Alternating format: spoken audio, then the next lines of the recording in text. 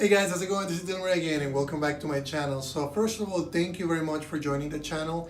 I really appreciate it, and I wanted to thank you personally because I think, ever since I opened this channel, a lot of people have been sending me great comments, great messages. They've been subscribing to my channel, so I really appreciate it and thank you very much for doing that. And today I got a topic, and this topic came from a question that I got, and they asked me, Dilmer, how do I actually avoid procrastination? I try to focus, I try to push myself to make a game, and as soon as I get on the computer I start browsing and I really get lost and I don't really get motivated to work on my game. So that's one of the things that we all do.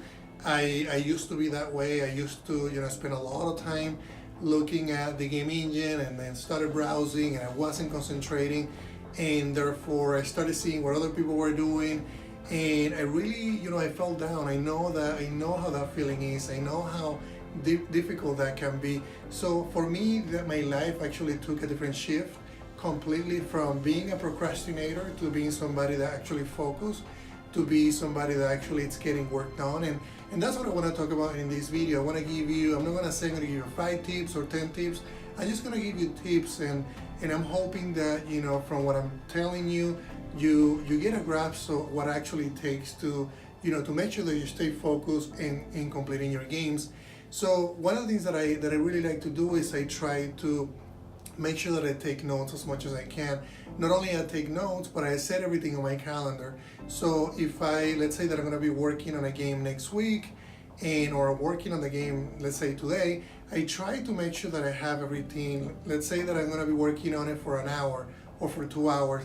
I schedule my time ahead of time, and I also tell my wife, this is the time that I'm going to be spending on the game. This is what I'm going to be spending next week.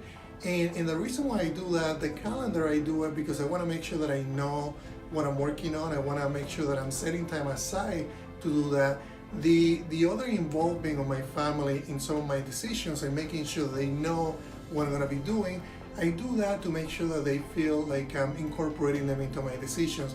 The worst thing that can happen is that you don't communicate with your family members, and all of a sudden you are in isolation, and nobody's basically giving you the support that you need.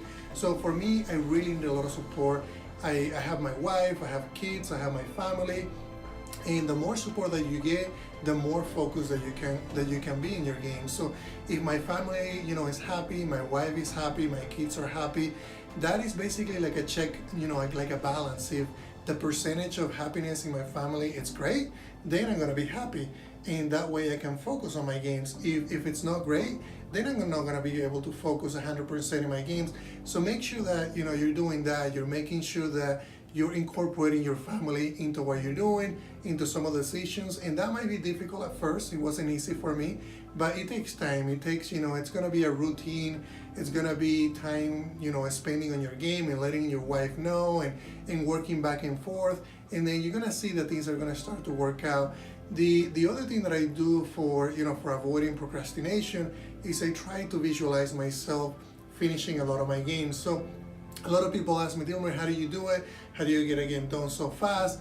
And it's not that I get a game done so fast. It actually takes a lot of time. It's just that I spend a lot of time working on games. But I do a lot of visualization. Like right now I'm working on an augmented reality game. I mentioned that a couple of times. So I visualize me, finishing that game, having that game in the Magic Leap, having that game in iOS. And every day that I wake up, I have some time that I'm spending visualizing myself finishing the game, and then hitting the release button and having that game available in multiple platforms. So the other thing that I do when I'm visualizing, I try to put sticky notes in a lot of different places that are very common. So we all go to the bathroom a lot, so I have a sticky notes in my bathroom that I look at all the time with some of my long-term goals and things that I want to do. I also do that quite a bit in my car. I have a sticky note that I keep in my car, and every time I walk into my car and I'm gonna drive, I look at the sticky notes and I know that I want to do what the sticky note says. So make sure that you do those little tricks. They actually help a lot. They actually help me a lot. And when I started doing it, I didn't really, I didn't really feel like it was, I felt dumb a little bit, and then I started doing it more. I started doing it a lot more, and now I actually like it. I actually think is one of the reasons why I'm able to focus so much, because I'm always thinking about those messages. I'm actually thinking about, where I want to go, how far I want to get to, and then those little messages, those little, things that are getting into your head are very, very important, because, you might be thinking about some other things and all of a sudden you get focused on the right thing just because you're reading what your vision is. So that is very, very, very important. The other thing that I always tell you to do, and I tell it in all my videos, make sure that you're working on things that are very small. Don't try to, especially if you're starting out making games, try not to, grab so much. Make a game that is very simple. Make something so simple that you can finish, in 1 to 2 weeks. Get a game out, have people play it, see the reaction, and then iterate through that process. Start learning different technologies, start learning different parts of the game creation process, because sometimes we think a game might be small, but it actually becomes this massive thing. So that is very, very important. So that's really what I wanted to share with you today. Try not to, to start too big. I think out of all the things that I mentioned, the one that is more important to you is that you have to start small, making sure that you're consistent in anything that you're doing. And you're gonna be jumping into the game engine, you're gonna be browsing around. Try not to lose focus. Try to focus, even if it's 30 minutes. But those 30 minutes, make sure that you're finishing something about your game.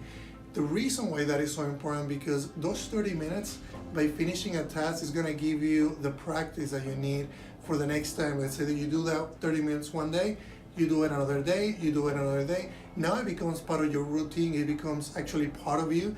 And that's something that I do right now and that I do every day. There's days where I don't want to do videos because I'm really tired. There are days where I don't want to work on the games because I'm super tired. But, even though I'm tired, I know in the back of my heart that I really need to do this, and that is really, really important for me. And that's what you need to do. Find your why. Make sure that you're consistent. Try to do this as much as you can. Make sure that you don't skip as many days as you can. Try to do it, on a routine, on a consistent basis. So that's what I wanted to talk to you about. If you guys have any questions, let me know through the comments. Don't forget to subscribe and don't forget to share. Thank you, guys.